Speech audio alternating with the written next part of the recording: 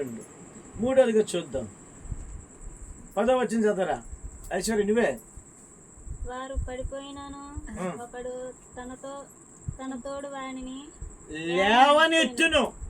ఏంటండి చాలు చూడండి, ఒకడు పడిపోయిన అంటే అర్థం ఏంటిరా? కొన్నిసార్లు భర్త నిరాశలో ఉంటాడు, నిస్పృహలో ఉంటాడు. కుటుంబాన్ని ఏంటి రేపొద్దునప్పుడు బాగానే ఉంటుంది భార్య, అబ్బా నా భార్య బాగుందని అనుకుంటాడు. రేపొద్దున పిల్లలు పుడితే వాళ్ళకి ఫీజులు కట్టలేక, వాళ్ళకి చదివించలేక, వాళ్ళకి అనారోగ్యం వచ్చి ఇబ్బంది వచ్చి హాస్పిటల్ పరిగెత్తగాలితే ఈ బాధలు ఉంటే ఒక్కొక్కసారి భర్త ఏమనుకుంటాడు, నేను అవసరంగా చేసుకున్నాను ఈ పెళ్ళి ఎలా ఉండరా. నేను రాజమండ్రిలో ఉన్నప్పుడు పెళ్లి కాకమునుపు ఎలా ఉండవు తెలుసా? ఎక్కడైనా నిద్రపోయేవాడిని. పనిచేసి బాత్రూమ్ దగ్గర కూడా నిద్రపోయేవాడిని.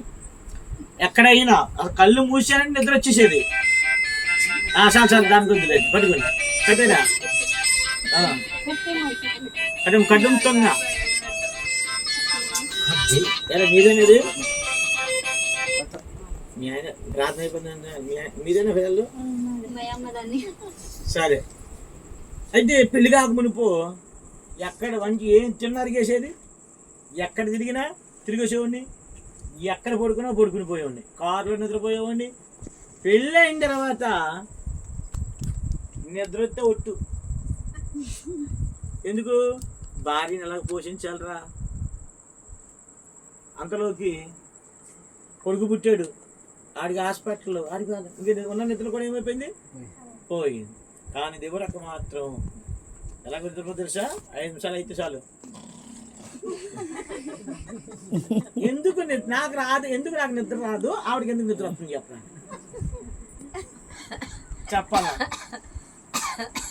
చెప్పరా ఎవరు మన ఇజ్రాయిల్ చెప్పరా, నువ్వు చెప్పు. భర్త బరువును మోస్తాడు, భార్య ఎక్కి కూర్చుంటుంది.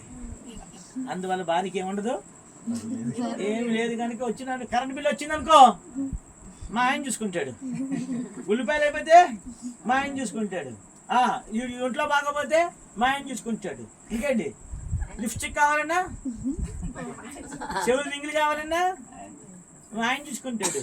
మా ఆయన ఇప్పుడు ప్రవీణ్ లిప్స్టిక్ అయిపోయిందిరా, ఒరే పౌడర్ అయిపోయింది అనుకో, అమ్మ డబ్బులు లేవంటే శాతకన్నా ఎందుకు పెళ్లి చేసుకున్నావు కదా, పిల్లని పెంచలోన్నాడు ఎందుకు పెళ్లి చేసుకున్నావు అంటారు.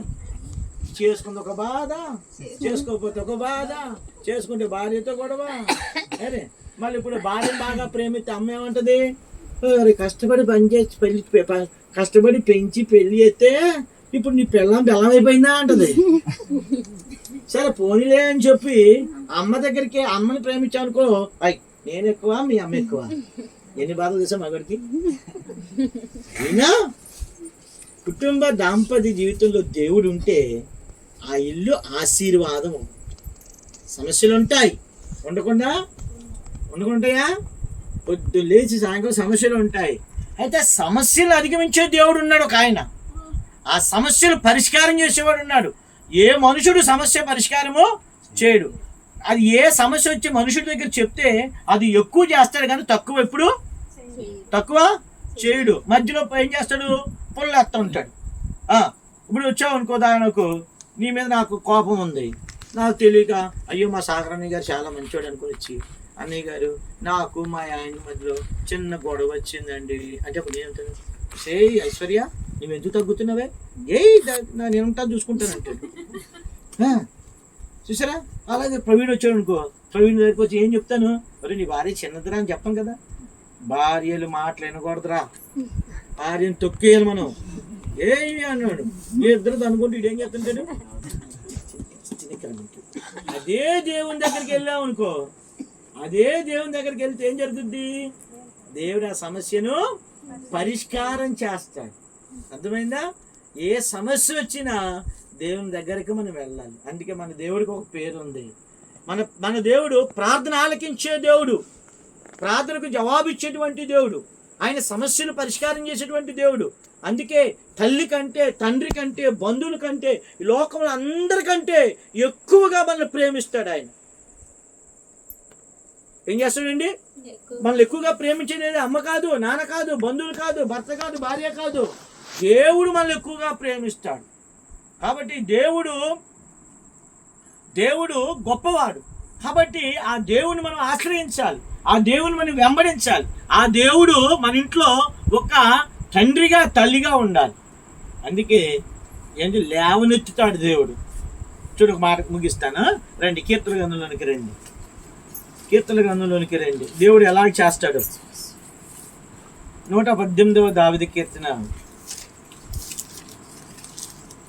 మొదటి వచనం చదవండి.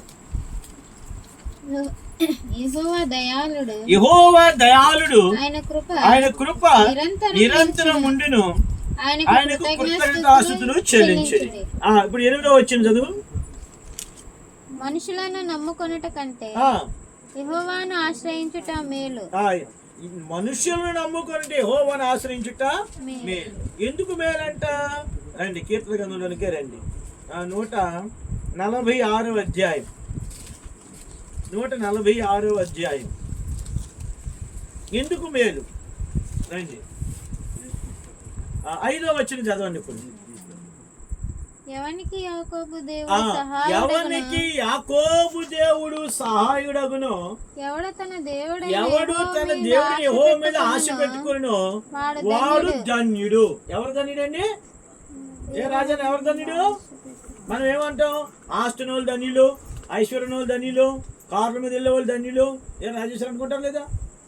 చెప్పరా? కారు మీద పెద్ద బిల్డింగ్ ఉండి, ఇప్పుడు రాజేష్ ఒక ప్రశ్న అడుగుతాను. పెద్ద బిల్డింగ్ ఉండేవాడికి కార్లు, బుల్లెట్లు, 10 ఎకరాల పొలం ఉన్నవాడు వచ్చి రాజేష్ పెళ్లి చేసుకుంటావా అన్నారు అనుకో, ఎగిరిగా అంతే. అదే ఒక పూరు పాకున్నవాడు సైకిల్ మీద వచ్చి రాజేశ్వరి పెళ్లి చేసుకుంటావా అన్నారు అనుకో, ఏం చేస్తారో మాధురి? చేసుకో కదా, ఎందుకు కారు కనబడదు కదా. కానీ మనం ఏమనుకుంటామంటే, అబ్బా చూడరా ధన్యుడురా అంటాం. వాళ్ళు చూసి ఏమంటాం? ధన్యుడు అంటాం. కానీ భూమి మీద ఎవరు ధన్యులంట? ఎవరైతే దేవుని వెంబడిస్తారో, ఎవరైతే దేవుని మీద ఆధారపడతారో. రే నన్ను చూడండి, ఎందుకు చూస్తున్నారు? చూస్తున్నామ్మా, నన్ను చూడు, అటు వాళ్ళు నేను చూస్తున్నారమ్మా. ధన్యుడు చూడండి. ఎందుకు? చూడండి 7వ వచనం చదవండి. చదవాలి 7వ వచనం తొందరగా. బాధపరచబడి వారికి ఆయన న్యాయం తీరుస్తాడు. చూసారా? భార్య కానీ భర్త కానీ ఎవరైనా బాధపడతా ఉంటారు కదా.